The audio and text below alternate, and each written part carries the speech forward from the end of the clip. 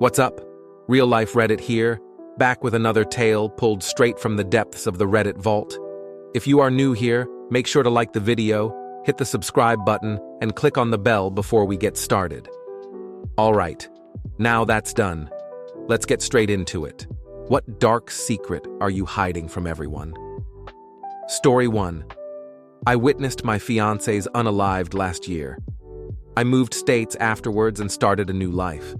My co-workers, clients, and new friends call me the sunshine of whatever room I walk into. But I'm completely dead inside. Even though I choose to fake it, I resent them for not seeing how fucked up I am.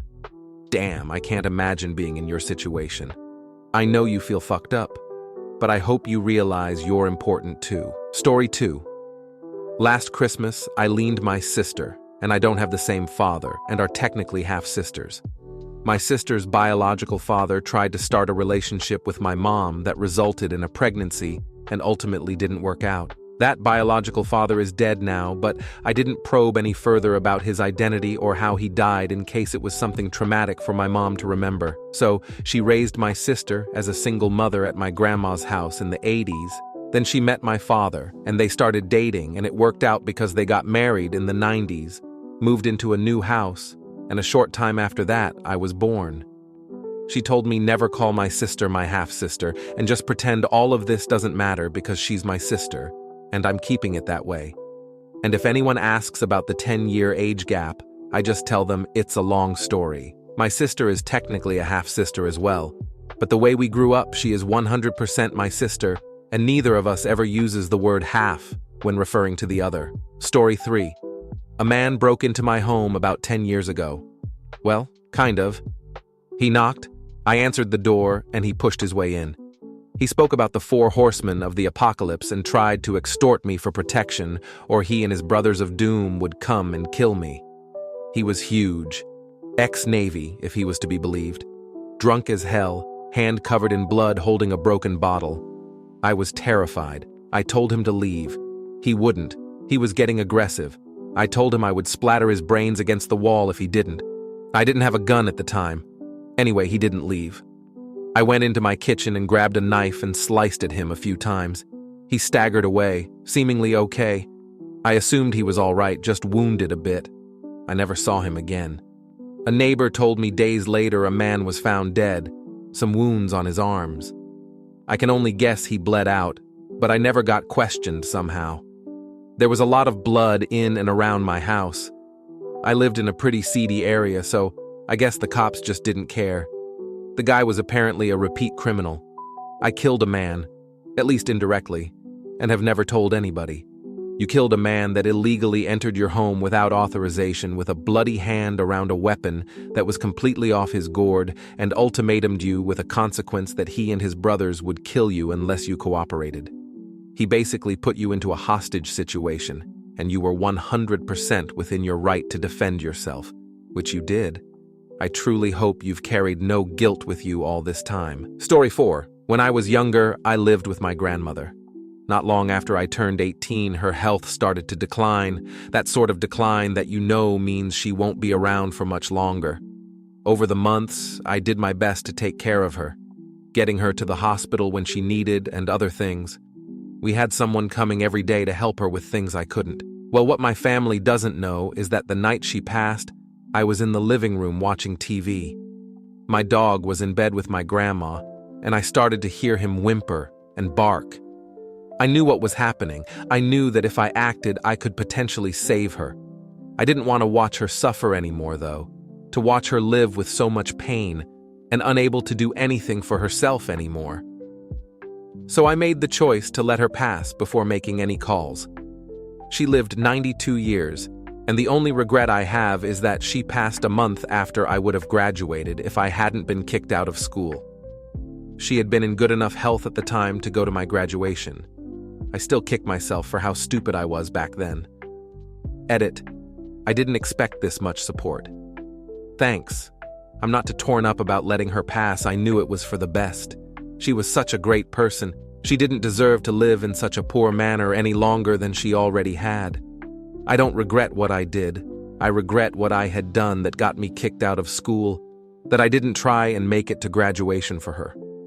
I think I've lived my life so far in a way that she'd be proud of.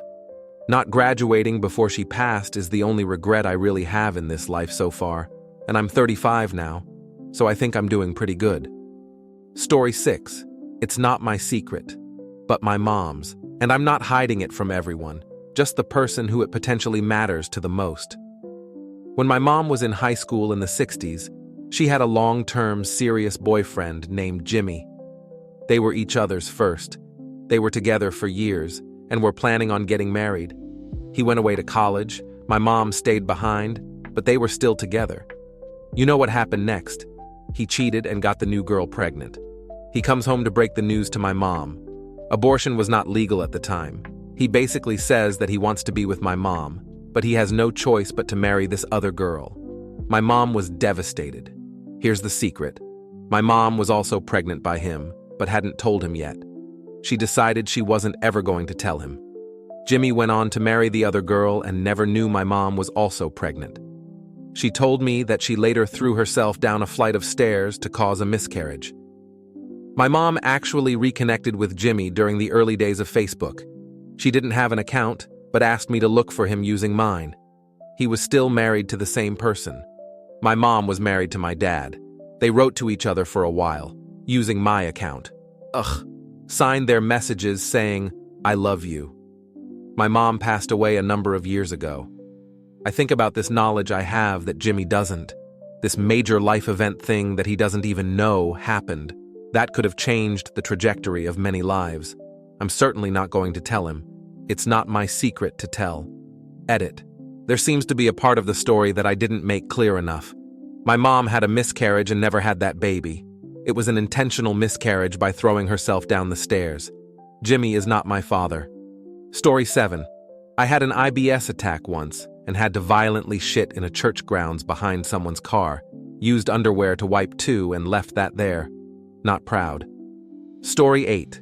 In middle school, I made a smoking pipe out of copper pipe just for fun. I know you should not smoke out of copper as the fumes are potentially toxic.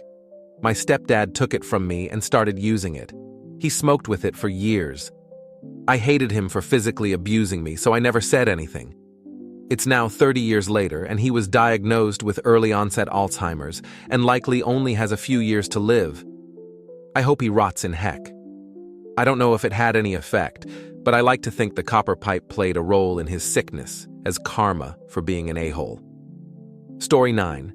When my grandpa was on his deathbed, he admitted to killing fellow Marines in the Vietnam War for torturing and raping young girls.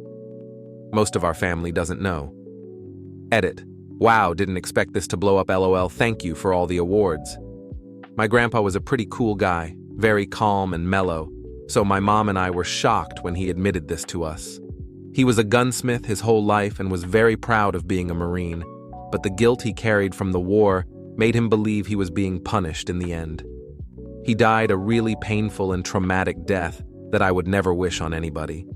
I hope it lets him rest easier in peace that the majority of you commend what he did. I certainly never held any qualms about it. My great-grandpa told us the same thing. He said he walked in on his Marine friends raping women and children and blew all their heads off, his words. He never let my parents leave us with anyone but my great-grandma and him BC. He was so afraid of what piece of shit perverts were lurking out there. Edit. I also want to thank you for blowing my comment up. It is crazy to think there are multiple people out there in the service with this sick behavior.